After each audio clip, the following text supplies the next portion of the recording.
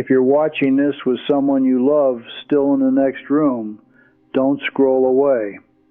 I'm not here to scare you. I'm here to tell you the truth I learned too late. The kind of truth that shows up when the house gets quiet and there's nowhere left to hide from your own memories. My name is Michael Carter. I'm 78 years old, and I live outside Dayton, Ohio. I've got a small place now, nothing fancy, just enough space for an old man and his thoughts. And lately, those thoughts have been loud. Not because life is dramatic anymore, but because the noise of work, the noise of deadlines, the noise of chasing the next thing, it's gone. When that disappears, all you hear is what you avoided. Here's the hook nobody tells you when you're younger. Your biggest regrets won't be the mistakes you made out of stupidity. They'll be the mistakes you made out of habit. The ones that looked responsible. The ones people even praised you for. The ones that slowly cost you the people you loved while you were telling yourself you were doing it all for them. I worked most of my life in logistics, warehouse management, shipping schedules, late trucks, early mornings, constant pressure. If you've ever worked that kind of job, you know the rhythm.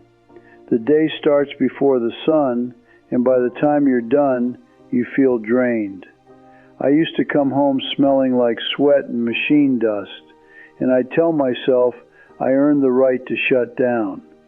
I had a wife named Rebecca, a son named Tyler, and a daughter named Hannah. Good family, real love. And the crazy part is, I had it and still managed to mishandle it. Let me tell you where it started. It started with a word that sounded harmless. Later. I didn't say it like a villain. I said it like a tired man. Later, after this shift. Later, after this busy season. Later, when things calm down. Later, when we have more money. And every time I said it, I believed it. I thought I was postponing life, not missing it. But here's the hook that hits you like a brick when you get old. Life doesn't pause just because you're busy. Childhood doesn't pause. Marriages don't pause. People don't pause. They keep moving forward, with or without you. And one day you realize you were present in the house, but absent in the story. I remember Tyler when he was about 9 years old. He had a cheap little glove and a baseball he carried everywhere. One evening he stood by the back door and asked me to play catch.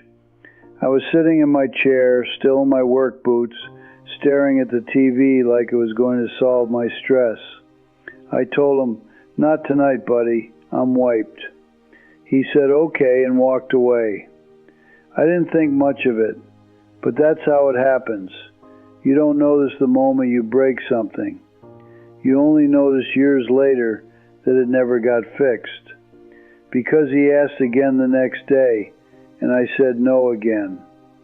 Then he stopped asking, not in a dramatic way, not with anger, just quietly. He found other places to put that energy. Friends, school, later a part-time job, then a girlfriend, then life. And the last time we ever played catch, I can't even remember it. That's the kind of regret that doesn't scream. It just sits in you. Rebecca tried harder than anyone. She would leave little chances for me like breadcrumbs. She'd say, "Let's sit outside for a bit," or "Let's take a drive," or "Let's eat together without the TV." And I'd do that thing men do when they don't want to admit they're emotionally exhausted. I'd act like it was unnecessary.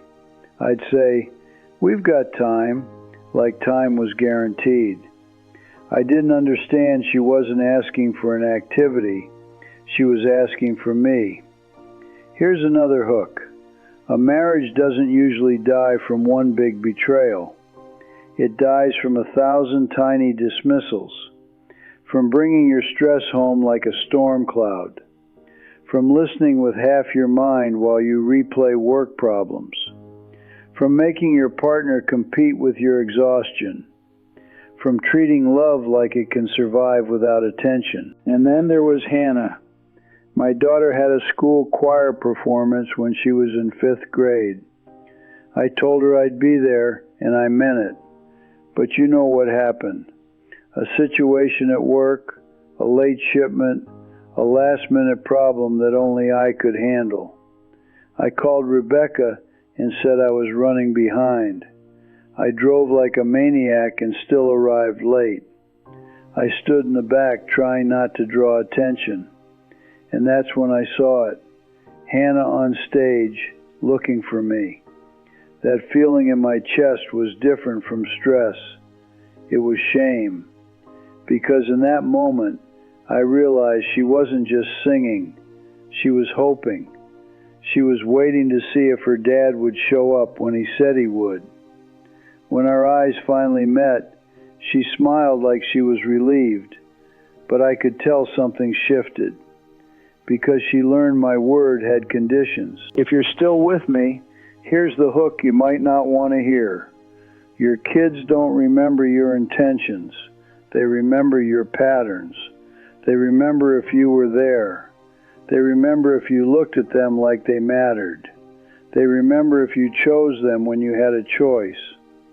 For years, I thought providing was the same as loving. I thought if I paid for the house, paid for the food, paid for the shoes, then that was the language of love. And it is a kind of love, but it's not the kind that fills a room or makes someone feel safe and seen. Money keeps people alive, but it doesn't make them feel held. And I wish someone had told me that before I learned it at 78. The turning point came in my 50s, and it didn't come with fireworks. It came in a grocery store parking lot. I just bought dog food and paper towels. I sat in my truck with the engine running, heater on low, and stared at the steering wheel like it was going to give me answers. I felt nothing. Not joy, not excitement, not peace, just this numb stillness. That was the first time I admitted to myself that I wasn't living. I was functioning. Here's the hook. You can win at adulthood and still lose your soul. You can do everything right and still feel like something is missing. And by the time you notice, you might be so practiced at pretending you're fine that you don't even know how to change. I started trying, but I started late. I tried to show up more. I tried to talk more. I tried to be softer. But old habits don't leave quickly. And then life did what life does. Rebecca got sick. Not suddenly, not dramatic at first. Just little symptoms, doctor visits, tests. Then the word you never want to hear, cancer. We fought it. We did the treatments and the hopeful conversations. Then one day, the fight wasn't ours to control anymore. When she passed, the house didn't just become quiet. It became loud in a different way. Every corner reminded me of the moments I rushed through. And here's the hook that shattered me. When someone is gone, you don't miss the big vacations first. You miss the ordinary stuff. Her laugh while stirring something on the stove. Her voice calling your name from the other room.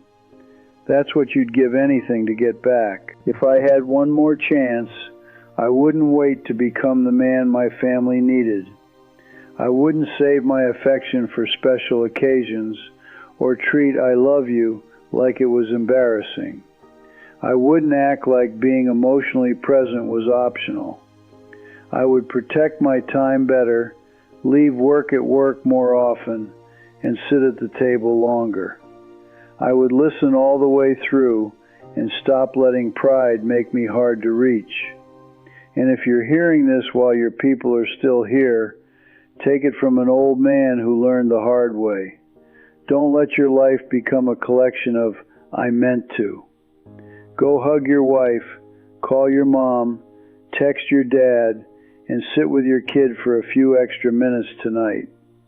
Put your phone down while someone is talking to you, because one day you'll wish you understood this sooner. If this video hits you in the chest even a little bit, don't ignore it.